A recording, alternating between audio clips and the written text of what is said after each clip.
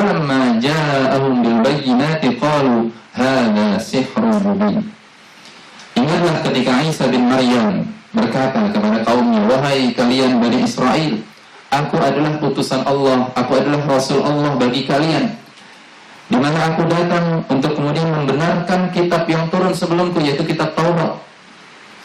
Dan aku juga datang untuk mubasysyira, kata Allah Azza wa Jalla, atau kata Nabi Isa alaihissalam, ya, yaitu untuk memberikan kabar gembira kepada kalian akan kedatangan seorang Rasul setelahku nanti yang namanya adalah Ahmad. Apa faedah yang kita ambil jemaah sekalian? Nama Nabi kita alaihissalatu wassalam yang populer adalah apa? Muhammad tadi. Kenapa pada ayat ini Nabi Isa alaihissalam menyampaikan berita kehadiran Rasul terakhir tidak menyebut dengan nama Muhammad, tapi dengan nama Ahmad? Kira-kira apakah ini kemudian terjadi semacam kontradiksi? Nabi yang lahir namanya adalah Muhammad, yang diberi nama oleh kakeknya Abdul Muthalib dengan nama Muhammad, dan itulah nama yang dikenal oleh bangsa Arab. Ketika sampai berita kelahiran seorang yang bernama Muhammad, ya, dengan berbagai macam keistimewaannya, diketahui oleh orang-orang Yahudi. Apa kata-kata orang Yahudi? Ya, menurut apa yang disampaikan oleh Nabi kami, yaitu Nabi Isa alaihissalam, namanya adalah Ahmad, tapi yang datang adalah Muhammad, maka itu orang yang berbeda, kata orang Yahudi. Ya, makanya kemudian jemaah sekalian, ini menarik. Syekh Muhammad bin Shalih Al-Utsaimin rahimahullah, yang mana beliau wafat pada tahun 1421 Hijriah, ya, beliau menjelaskan ini, kalau kita dapati penjelasan beliau terkait nama Ahmad ini, ya, kenapa Nabi Isa menyampaikan nama Ahmad sedangkan yang dikenal oleh bangsa Arab yaitu nama Muhammad. Ini disebutkan di dalam Syarah Manzumah Baiquniyah, ya, pada halaman 23 dan 24 oleh Syekh Muhammad bin Shalih Al-Utsaimin. Kata beliau, "Anallahu ta'ala auha ilaihi ay Isa bin Maryam bidzalika lisababain." Bahwasanya Allah Subhanahu wa taala mewahyukan kepada Nabi Isa alaihissalam bahwa akan datang nabi yang setelahnya, yaitu nabi yang bernama Ahmad, itu karena dua sebab. Yang pertama adalah likayubayyin Bani Israel anna Nabi sallallahu alaihi wasallam huwa ahmadun nas wa afdaluhum. Yang pertama adalah Nabi Isa alaihissalam diperintahkan oleh Allah untuk menyampaikan bahwa Rasul yang terakhir namanya Ahmad, untuk mengabarkan kepada Bani Israel bahwa Rasul itu adalah manusia yang paling terpuji, adalah manusia yang paling utama, ya, Rasul yang paling baik dari semua Rasul-Rasul yang lainnya. Itu yang pertama. Jadi disebut Ahmad, karena kata Ahmad itu kan adalah bentuk isim tafdil, ya, dari kata hamida yahmadu hamdan. Isim tafdil itu artinya apa? Ya, isim yang ketika disebutkan menunjukkan makna lebih, ya, ada makna keutamaan daripada yang lainnya. Itulah yang kemudian kita sering sebut afdol. Kata-kata afdol itu isim tafdil sebenarnya, ya. Ini kalau nggak afdol, nah gitu kan, ya, kayaknya kalau pengajian nggak ada apa makanannya kurang afdol, nah misalnya begitu, ya. Misalnya ini kan wallahu alam, ya, anda nggak tahu apakah memang nggak ada makanan atau biasanya gimana, ya, wallahu alam. Ini kata orang di luar sih, ya, bukan kata kita, ya. Nah, kata orang di luar, kalau pengajian nggak ada makanannya, nggak ada snack-snacknya, katanya kurang afdol. Nah, itu isim tafdil tuh, afdol tuh. Nah, jangan diambil hati, ya. Ini intermezzo, nggak ada serius-seriusnya ini, ya. Yang seriusnya pas kita baca dalilnya, ya. Nah, masya Allah. Yang kedua, kata Syekh Muhammad ibn Shalih Al-Utsaimin rahimahullah, likayyatul Bani Israil wa yamtahinahum. Nabi Isa menyampaikan dengan nama Ahmad adalah sebagai ujian bagi mereka, ya, sebagai ujian bagi Bani Israel. Wa dzalika li'anna an-nasara qalu, karena orang-orang Nasrani mengatakan innal ladzi basyarana bihi Isa huwa Ahmad. Ya, orang-orang Nasrani mengatakan Nabi Isa menyampaikan berita gembira kepada kami datangnya Rasul terakhir dengan nama Ahmad. Sedangkan yang datang kepada bangsa Arab itu namanya Muhammad. Maka mereka kemudian tidak mau langsung beriman pada Muhammad karena menurut mereka ini orang yang berbeda. Padahal, ya, Nabi Isa alaihissalam itu menyampaikan nama dalam hal sifatnya, bahwa Nabi Muhammad adalah memang Ahmadun Nasi wa afdaluhum, adalah Rasul terakhir, hamba Allah yang Allah itu sebagai Rasul terakhirnya, sebagai hamba yang paling baik, sebagai hamba yang paling terpuji, sebagai hamba atau utusan Allah yang paling afdal dari semua utusan-utusan sebelumnya. Sehingga sebenarnya jawabannya sudah ada dalam ayat tadi juga, yaitu ketika Allah mengatakan falamma ja'ahum bil bayyinati qalu hadza sihrun mubin. Ketika Muhammad sudah datang kepada mereka, bahkan itu dibuktikan ketika Rasulullah pertama kali diajak berdagang ke negeri Syam. Belum sampai ke Syam, di tengah perjalanan bertemu dengan pendeta Buhaira, pendeta Yahudi yang bernama Buhaira, yang ngerti betul tentang isi apa? Isi Taurat yang masih murni. Ya, begitu juga mengerti tentang Injil. Bahkan termasuk ya, siapa paman dari Khadijah, ya radhiyallahu ta'ala anha, siapa? Waraqah ibnu Naufal. Dia muslim atau bukan jemaah sekalian? Muslim. Ya. Para ulama ya lebih merajikan pendapat bahwasanya Waraqah ibnu Naufal adalah seorang muslim. Karena dia beriman pada Nabi Isa alaihissalam, dan dia tahu bahwasanya ya ketika disampaikan oleh Khadijah ya keponakannya tentang Nabi Muhammad SAW, dia beriman. Cuman kondisinya sudah sangat uzur, sudah sangat sepuh, yang tidak mungkin bagi dia apa yang bisa kemudian mendapati ya bagaimana perjuangan Nabi SAW hingga Islam kemudian jaya. Nah, maka Allah katakan ketika datang kepada orang-orang Yahudi, begitu orang-orang Nasrani, ya, bahwasanya Nabi Muhammad memang adalah utusan yang dikabarkan oleh Nabi Isa alaihissalam sebagai Ahmad, itu yang orang yang paling baik, paling terpuji. Apa yang mereka katakan? Hada sihrun mubin. Ini adalah sihir yang nyata. Nah, maka itu ujian bagi mereka, termasuk ujian bagi siapapun dari kaum yang belum berislam hari ini, bahwasanya kedatangan Muhammad ya adalah sebagai pembawa rahmat bagi mereka yang sebenarnya harus mereka ambil, harus mereka ikuti agar mereka selamat kehidupannya di akhirat nanti. Nah, para hadirin yang dimuliakan oleh Allah Subhanahu wa taala, kemudian kita akan lihat ya, rahmat Rasulullah SAW itu ada 3 bentuk. Ya, ada 3 bentuk. Yang pertama adalah rahmat Rasulullah SAW untuk orang-orang kafir. Kehadiran Nabi kita SAW dengan risalah Islam itu punya rahmat bagi orang-orang kafir. Yang kedua, rahmat Rasulullah SAW untuk kaum mukminin, untuk kita. Dan yang ketiga, rahmat Rasulullah SAW untuk hewan, binatang, serta tumbuh-tumbuhan serta lingkungan sekitar. Nah, ya, atau lingkungan alam. Ini kalau kita bahas detail agak panjang ya. Ini insya Allah materi sudah kita siapkan ya. Saya sudah rangkum dalam kumpulan dalil-dalilnya. Sekitar ada 22 halaman. Nah, nanti kita share saja insya Allah ya. Kita ambil beberapa cuplikan dari sebagian dalil yang disebutkan. Yang pertama jemaah sekalian, kaitan tentang rahmat Rasulullah SAW untuk orang-orang kafir. Yang pertama, Nabi SAW menolak untuk mendoakan atau memberikan azab kepada mereka. Ya, ini sudah kita singgung di awal sedikit. Kalau kita ambil kemudian dari hadis yang lain sebagaimana riwayat dari Bukhari dan Muslim, kisah yang sudah sangat kita sering dengar jemaah sekalian, yaitu pengusiran Nabi SAW ketika meminta bantuan ke penduduk Taif. Ya, Nabi diusir, bukan hanya diusir begitu saja, tapi Nabi kemudian dihina, dicaci maki, dilempari dengan berbagai macam kotoran. Ya, bahkan diejek oleh anak-anak penduduk Taif saat itu. Kira-kira kalau itu terjadi pada seorang dai di tempat kita yang sudah sangat terkenal di negeri kita, caci maki, dihina-hina, bagaimana keadaannya? Kira-kira akan menerimanya dengan apa bahasanya, tepuk seluruh begitu ya, dengan lapang dada, atau kemudian agak sedikit apa bahasanya ya, agak sedikit kemudian marah, kesel, bahkan ingin meluapkan emosi dan seterusnya.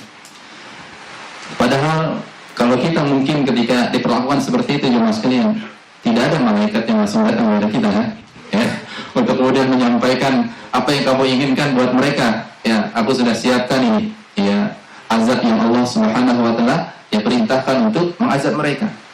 Nah, Nabi SAW bagaimana kita tahu ya, singkatnya adalah didatangi oleh malakul jabal ya, malaikat gunung. Dan Nabi SAW dikatakan kepadanya, ya Muhammad, inna innallaha qad sami'a qawla qaumika. Wahai Muhammad, sungguh Allah Subhanahu wa taala sudah mendengar ucapan kaummu kepadamu, wa ana malakul jibal, dan aku adalah malaikat gunung. Wa qad ba'athani rabbuka ilaika, dan Tuhanku yaitu Allah Azza wa Jalla mengutusku untuk datang kepadamu dengan satu misi, lita'murani bi amri, untuk kemudian memintamu memberikan titah perintah, kira-kira begitu ya. Engkau memberikan perintah apa wahai Muhammad, menyuruhku untuk apa, maka aku akan penuhi semua permintaanmu. Fama syi'ta in syi'ta an utbiqa alaihimul akhsyadain, kalau engkau menginginkan kepada mereka, kaum yang menghinamu, mencaci makimu, mengusirmu dengan cara yang sangat tidak layak begitu, maka kalau engkau menginginkan mereka ditimpakan dengan dua gunung yang menghimpit mereka ini, maka aku akan lakukan, kata malaikat penjaga gunung. Kalau kita punya kesempatan seperti itu, kira-kira kita gimana ya? Oh silakan malaikat, ini kesempatan yang paling bagus ini. Ya kapan lagi ya? Nah walaupun itu mustahil bagi kita ya. Nabi kita SAW sudah diberikan kehendak oleh Allah demikian. Ya. Tapi apa jawab Nabi kita SAW? Bal arju an yukhrijallahu min aslabihim man ya'budullaha wahdahu la yusyriku bihi syai'a. Bahkan aku sangat berharap mudah-mudahan suatu saat nanti Allah Azza wa Jalla mengeluarkan dari sulbi-sulbi mereka, dari keturunan-keturunan mereka, hamba-hamba Allah yang bertauhid dengan sungguh-sungguh dan tidak menyekutukannya dengan sesuatu apapun. Ini gambaran rahmat Nabi SAW yang berangkat dari kebersihan dan kesucian jiwa yang luar biasa, jemaah sekalian. Kita umatnya kadang-kadang masalah sedikit saja sudah langsung melaknat, sudah langsung mencaci maki, menghina-hina. Ya. Ini Nabi bukan sekedar dihina, tapi dizolimi bahkan secara fisik, ya. Bukan hanya verbal, tapi secara fisik. Tapi Nabi SAW tetap mendoakan mereka. Nabi menahan azab yang sesungguhnya azab itu layak ditimpakan kepada mereka. Nah, ini pelajaran pertama kita. Ya. Berikutnya adalah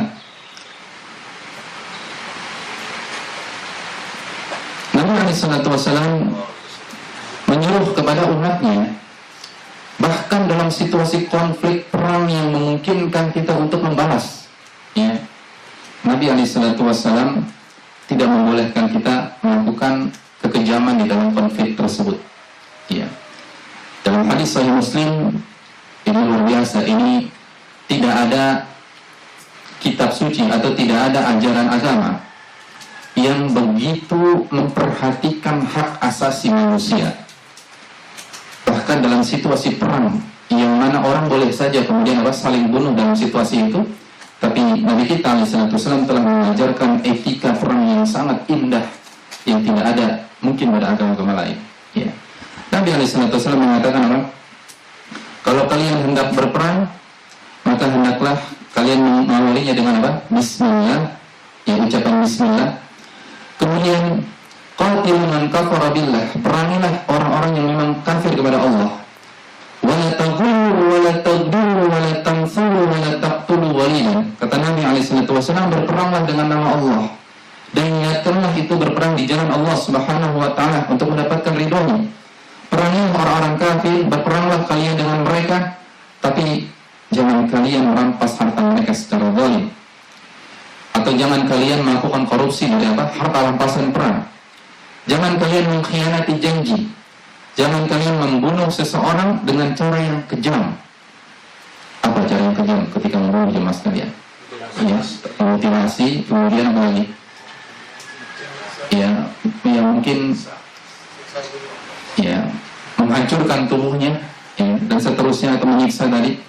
Dan begitu juga Nabi mengatakan wala taqtulu walidan, jangan kalian membunuh anak-anak. Dalam riwayat kalian jangan kalian membunuh para wanita.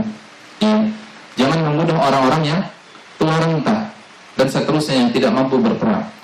Ini semua jemaah sekalian hanya ada dalam agama kita. Ya. Kalau kita baca sejarah bagaimana peperangan antara kaum muslimin dengan orang Kristen yang sangat dikenal, perang salib. Ya. Sejarah perang salib jemaah sekalian, pembantaian salib terhadap kaum muslimin itu sangat mengerikan. Sangat mengerikan. Jemaah pernah dengar istilah atau sebutan Dracula? Dracula itu sesungguhnya kalau dalam film-filmnya itu gambaran tentang apa? makhluk setan, gitu ya. Kemudian penghisap darah manusia. Nah, padahal ya ini seolah-olah sedang menutupi ya sejarah kelam di masa lalu bahwa perang salib itu memang ada seorang pembantai yang disebut dengan Dracula. Yang mereka bantai siapa? Kaum muslimin. Dengan cara apa? Dengan cara dibunuh, yaitu dengan ditusukkan sula dari bagian bokongnya. Jadi kaum muslimin ya, itu ditusuk dari bagian bokong ya, sampai tembus ke atas, tembus ke leher, bahkan ke mulut. Kemudian sula-sula itu ya, ditempelkan di atas tanah ya, berjejer. Begitulah keadaan perang salib dahulu itu ya. Maka dia disebut Dracula karena apa? Yaitu karena dia haus darah ya. Dia haus darah kaum muslimin diperlakukan demikian. Tapi berbeda dengan kaum muslimin ketika dalam perang. Tidak pernah ada ceritanya jemaah sekalian peperangan yang dilakukan oleh Rasulullah dan para sahabat. Begitupun kaum muslimin setelahnya. Ketika perang kemudian apa? Melakukan pembantaian seperti itu kepada yang berbeda dengan mereka atau lawan-lawan mereka. Tidak. Nah, maka ini menunjukkan rahmat Nabi SAW bahwasanya Islam tidak pernah bersifat apa? Ya, kejam kepada yang berbeda. Tetapi yang digambarkan justru ya kita kejam. Tapi memang kita harus pahami ada sebagian oknum ya yang kemudian berpikiran di luar batas, yang kemudian kita kenal mereka orang-orang yang berpaham khawarij, berakidah khawarij, yang mereka ini kemudian menjadi benalu-benalu di dalam tubuh umat Islam, yang seolah-olah kemudian mereka berjuang di jalan Allah, tapi sesungguhnya mereka sedang merusak citra Islam itu sendiri, citra kerahmatan Nabi Muhammad sallallahu alaihi wa ala alihi wasallam. Kita sampai jam berapa ya? Nah, sudah berapa jam kita ini sampaikan? Masih ada waktu ya? Baik, alhamdulillah. Yang lainnya jemaah sekalian, ini banyak sekali ya. Kalau kita lihat jemaah sekalian, rahmat Nabi untuk orang-orang kafir itu sangat banyak dalilnya, sangat banyak. Yang menunjukkan apa? Islam itu selalu mendahulukan apa? Kasih sayang kepada yang berbeda agama sekalipun. Maka bagaimana kalau itu perbedaan hanya di dalam lingkup umat Islam itu sendiri? Ya. Yang berikutnya adalah Nabi SAW kepada orang kafir itu tidak membalas sikap kasar mereka dengan sikap kasar yang sama. Padahal Nabi bisa saja melakukan, karena itu pada kondisi Nabi sudah berada pada keadaan di mana kaum muslimin punya kekuatan, ya, punya pemerintahan. Tetapi Nabi SAW membalasnya dengan kelemah lembutan dan bahkan pemaafan. Sebuah hadis yang diriwayatkan oleh Imam Ibnu Hibban yang di dalam sahihnya. Kemudian Imam Al-Hakim di dalam Al-Mustadrak yang mengatakan hadis ini adalah hadis sahih menurut riwayat atau menurut syarat Imam Muslim. Kemudian juga Imam Al-Zahabi yang mengatakan hadis ini sebuah kisah dari seorang Yahudi yang bernama Zaid bin Si'nah. Zaid bin Si'nah ini adalah seorang pendeta Yahudi, ya, seorang pendeta Yahudi. Dia datang kepada Nabi SAW dalam rangka menagih hutang, Masya Allah, ya, dalam rangka menagih hutang. Dalam hal ini maka kita bisa pahami bahwa Nabi SAW pun pernah berhutang, tetapi Nabi SAW tidak pernah bermudah-mudahan dalam hutang. Nah, Nabi berhutang tentunya untuk menunjukkan sebagai praktek bolehnya orang berhutang, tetapi dengan syarat atau dengan catatan, ya, kita tidak boleh berhutang kecuali pertama memang kondisinya memaksa untuk hal-hal yang sangat urgent dan itu dari jalur yang halal. Dan yang kedua, ya, kita berhutang adalah ketika memang kita menyadari punya kemampuan untuk melunasi hutang tersebut. Ya, bukan kemudian berhutang dalam rangka apa? Gaya-gayaan. Ya, saya baru dapat konsultasian dari satu keluarga yang orang tuanya meninggal dunia. Awalnya konsultasi masalah waris, belum lanjut ke sini sedikit ini ya, sebagai faedah. Awalnya konsultasi masalah waris, karena yang meninggal ini punya aset tanah seluas 25 ar, lumayan besar itu ya. 25 ar kalau kali satu arnya berapa? 50 juta saja, ya, atau 100 juta itu berapa tuh? 2,5 M, Masya Allah tuh. meninggalkan 5 anak perempuan, kemudian 1 istri dan beberapa saudara laki-laki dan juga perempuan. Mereka ini ahli waris, ya, jelas mereka mendapatkan hak waris. Namun di balik dari masalah waris itu diceritakan lebih lanjut, ternyata datanglah beberapa orang, ya, ke ahli waris ini menyampaikan bahwa si mayit itu punya hutang yang nilainya nggak sedikit, sampai ratusan juta, disebutkan sekitar 290 juta. Belum lagi datang dari yang lain dan seterusnya. Nah, setelah diselidiki lebih jauh ya sekalian, ternyata yang meninggal ini, ya, dia ketika hidupnya memang adalah bukan sekedar berhutang untuk dirinya, tapi dia, mohon maaf ya, mungkin seperti maklar hutang dirinya. Jadi begini, dia hidup, dia pinjam hutang dari orang. Anggaplah dia pinjam hutang 500 juta dari orang. Uang yang dia pinjam 500 juta itu, dia pinjamkan lagi ke orang yang lain, ke pihak A, B, C, dan D. Bagaimana cara dia mengembalikan hutang yang 500 juta dengan bunganya, ya? Maka dia ambil keuntungan dari hutang yang dia hutangkan lagi kepada si A, B, C, dan D seterusnya itu. La haula wala quwwata illa billah. Hingga kemudian ya para penagih ini datang setelah meninggal dunia, ya, karena ternyata mengklaim bahwasanya hutang-hutangnya belum lunas. Ini bahayanya hutang, ya, apalagi hutang seperti MLM itu, ya. Itu kan hutang MLM seperti tadi itu, ya. Ambil hutang tapi untuk apa? Ngambil keuntungan dari hutang seperti itu. Nah, kita semua sudah tahu bagaimana nasib para penghutang yang meninggal dunia, yang hutang yang belum terbayar, yang Nabi SAW tidak menghormatinya, ya, tidak mendoakannya, dan orang yang seperti ini tentu akan sangat berat menghadapi, ya, fitnah di dalam kubur. Nah, kita kembali jemaah sekalian. Maka Zaid bin Si'nah menagih hutang Nabi SAW sambil memegang kerah baju beliau, ya, seperti orang yang mau mukul, ya, di apa nih, seperti ini, ya, ditarik genggamannya, ya, leher kerah Nabi SAW itu, sambil berkata dengan kasar, ya, dan wajahnya menunjukkan wajah orang yang, ya, yang keras gitu, ya, yang sedang marah. Dia mengatakan begini, ya Muhammad, ala taqdi li daini, wahai Muhammad, kenapa kau gak melunasi hutangmu? Sesungguhnya kalian, fa innakum ya bani Abdul Muttalib qaumun muqallun.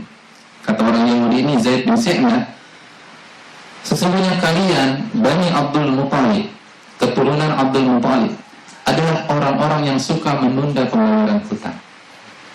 Jemaah sekalian, orang Yahudi ini, seandainya dia berkata penagihan hutangnya ini hanya kepada Nabi SAW, mungkin Nabi masih memakluminya, masih bisa menerimanya.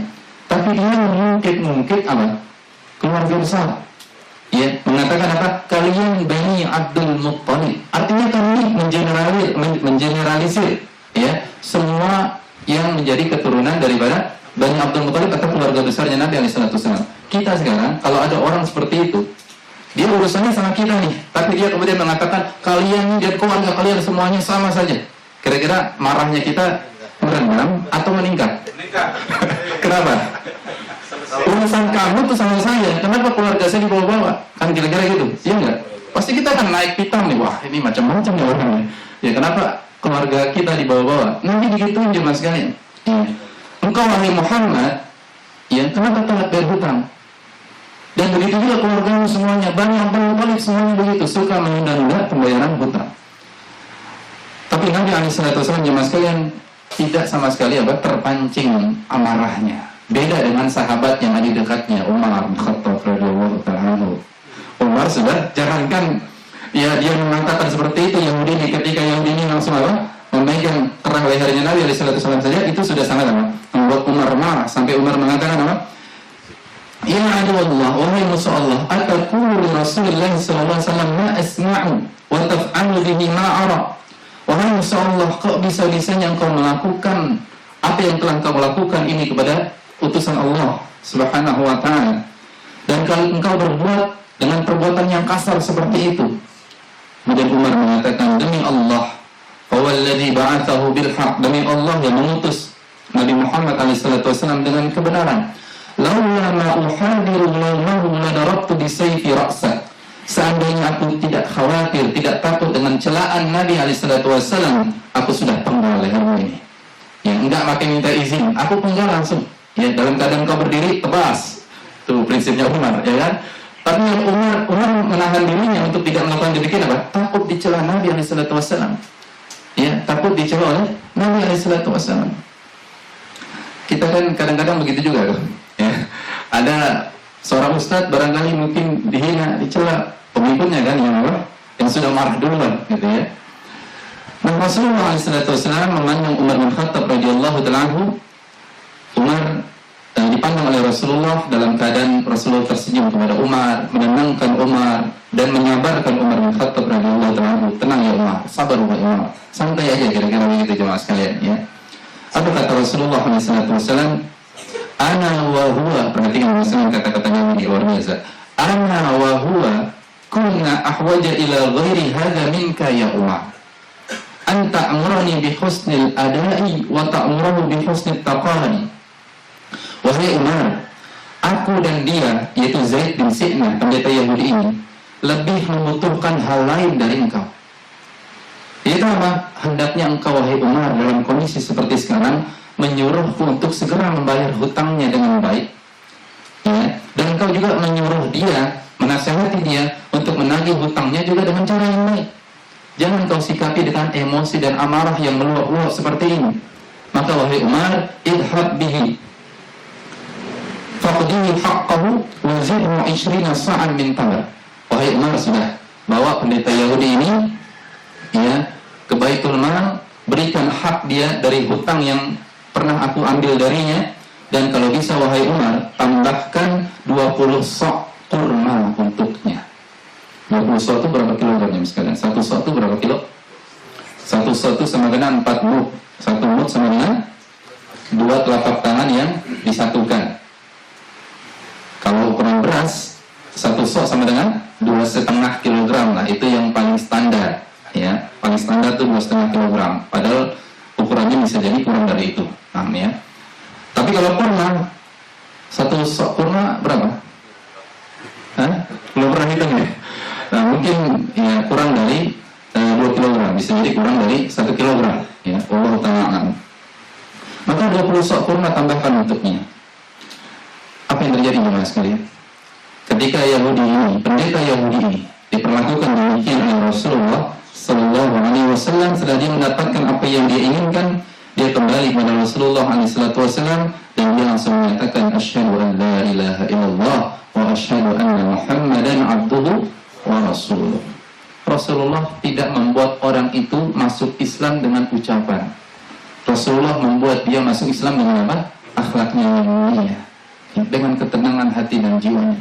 Itulah yang harus kita upayakan untuk merangkul hati orang-orang yang masih belum mendapatkan hidayah ini jemaah sekalian. Kita lebih butuh kepada pendekatan akhlak, ya, daripada sekedar pendekatan lisan terus-menerus. Bukan berarti lisan tidak diperlukan, tetap diperlukan, tapi kita jauh lebih butuh pada pendekatan akhlakul karimah. Nah, itu rahmat yang pertama bagi orang-orang kafir. Yang masih banyak lagi, kita singkat saja. Yang kedua, rahmat Rasulullah SAW untuk kaum mukminin. Ini sangat banyak juga jemaah sekalian. Di antaranya adalah Nabi tidak pernah berhenti mendoakan kita. Meskipun Rasulullah sudah meninggal dunia, doanya itu selalu apa? Mengalir. Di antaranya Nabi SAW mendoakan kita apa? Dalam hadis riwayat Abu Dawud, Allahumma barik li ummati fi bukuriha. Ya Allah, berkahilah umatku di waktu pagi harinya. Artinya setiap waktu pagi, ketika kita melalui waktu pagi, terutama dengan ibadah salat subuh, kemudian membaca Quran, zikir dan seterusnya, maka kita mendapatkan bagian dari doa Nabi SAW. Begitu juga jemaah sekalian, di antara rahmat Nabi juga adalah memotivasi para pemuda dalam menuntut ilmu. Disebutkan dalam hadis riwayat Abu Dawud yang mengatakan Salih Syah'adani rahimahullah dari Abu Sa'id Al-Khudri radhiyallahu ta'ala anhu, Nabi mengatakan, sayatikum aqwamun yatlubuna al-ilma, akan datang pada kalian orang-orang yang kelak, ya, fokus utamanya datang kepada kalian ke Madinah, maksudnya adalah untuk menuntut ilmu. Fa idza ra'aytumuhum, kalau kalian melihat mereka datang, faqulu lahum marhaban marhaban bi wasiyati Rasulullah sallallahu alaihi wasallam. Kalau para penuntut ilmu datang, sampaikan kepada mereka marhaban marhaban, selamat datang dengan penuh kehangatan, ya. Selamat datang, kalian telah memenuhi wasiatnya Rasulullah sallallahu alaihi wasallam. Dan tentu ini bukan hanya berlaku bagi yang menuntut ilmu datang ke Madinah, kemanapun, ke majelis ilmu manapun ketika datang, maka sampaikan marhaban ya tulabal ilm, selamat datang wahai para penuntut ilmu bi wasiyati Rasulullah sallallahu alaihi wasallam. Kemudian juga termasuk sesama orang beriman, Nabi SAW rahmatnya dalam bentuk jemaah sekalian, yaitu anjuran untuk menyembuh orang sakit, ya. Nabi SAW bersabda, kalau keutamaannya saya kira sudah sangat banyak, tapi ada salah satu tuntunan ketika kita menyembuh orang sakit yang mungkin banyak di antara kita tidak mengamalkan atau lupa mengamalkannya, yaitu sebuah doa. Ketika kita menyembuh orang sakit, dalam hadis riwayat Abu Daud At-Tirmidzi disahihkan oleh Al-Albani rahimahullah dalam Sahih Sunan Abu Daud, dari Ibnu Abbas radhiyallahu ta'ala anhuma, Nabi SAW mengatakan, man 'ada maridan lam yahdur ajaluhu. Ketika kita menjenguk orang sakit yang belum meninggal dunia, ya, artinya masih dalam kondisi yang sakitnya itu, atau dia sedang dalam perawatannya, faqala indahu sab'a mirar, kemudian di samping orang yang sakit tadi, dia kemudian berdoa kepada Allah Subhanahu wa ta'ala, ya. Kira-kira kita kalau menghubungi orang sakit baca doa ini apa enggak nih? Atau kita cuma ngobrol gitu ya, ya, ngobrol tentang penyakitnya, kemudian sambil bercanda sedikit gitu ya, menghiburnya, setelah itu apa? Pamit pulang gitu ya. Nabi mengatakan kalau dia membaca doa berikut minimal 7 kali disebutkan, As'alullahal azim Rabbal arshil azim an yashfiyaka illa afahu Allahu min dalikal marad. Mengucapkan doa itu ketika menyembuh orang sakit, As'alullahal azim Rabbal arshil azim an yashfiyaka, aku memohon kepada Allah Subhanahu wa ta'ala yang maha agung, Rabbal arshil azim, Rabb pemilik arsy yang agung, an yashfiyaka, untuk menyembuhkanmu dari penyakitmu ini, sebanyak 7 kali ya. Nabi menyebutkan 7 kali. Jemaah mengucapkannya berapa kali biasanya? 3 kali. Ya, di sini disebutkan 7 kali. Maka Allah menyembuhkan orang tersebut dari penyakitnya, bi'idnihi tentu. Maka ini di antara sunnah, ya. Bagaimana tuntunan Nabi SAW ketika kita menyembuh saudara kita yang sakit, tidak hanya membawakan buah-buahan dan duit, gitu ya, tapi bawa juga doa yang kita hafal dan kita baca 7 kali di sisinya, dan kemudian mudah-mudahan itu menjadi sebab Allah sembuhkan penyakit dia. Dan terakhir, ya, rahmat Rasulullah untuk hewan dan tumbuhan ini juga sudah sangat banyak jemaah sekalian. Ya, kita ambil salah satunya saja. Terkait hewan misalnya, Nabi SAW mengecam, sebagaimana hadis yang sudah sangat populer, yaitu perbuatan orang-orang yang apa? Menyiksa binatang. Ya. Hadis yang paling populer itu tentang kisah penyiksaan apa? Penyiksaan kucing. Ya, seorang wanita yang menyiksa kucing. Maka wanita tersebut kemudian masuk ke dalam api neraka karena sebab perbuatannya demikian. Maka ini secara tidak langsung memberi pesan bahwasanya ketika Nabi mengecam perbuatan penyiksaan pada binatang sebagai sebab masuk neraka, maka rahmat Nabi SAW, Nabi tidak menginginkan adanya apa? Keburukan dialami oleh hewan-hewan. Ya. Dan yang terakhir terhadap lingkungan, dalam hadis riwayat Abu Daud, Nabi SAW mengatakan dari Mu'adz bin Jabal radhiyallahu anhu, ittaqul mala'inat thalathah. Ya, hindarilah kalian 3 tempat yang terlaknat. Kenapa disebut terlaknat? Karena tempat tersebut, ya, ketika seseorang yang melakukan perbuatan di tempat tersebut, maka dengan sebab perbuatan itulah dia kemudian mendapatkan laknat Allah Subhanahu wa ta'ala, bukan karena tempatnya, tapi karena perbuatannya. Yaitu apa? Al-miraza fil mawaridi. Yang pertama adalah yaitu buang air di tempat yang menjadi sumber mata air atau menjadi sumber air.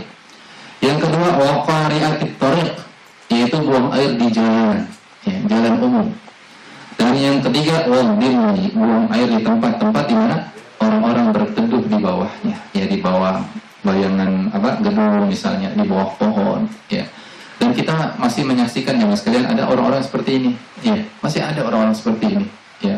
Yang tanpa punya rasa malu dia melakukan apa?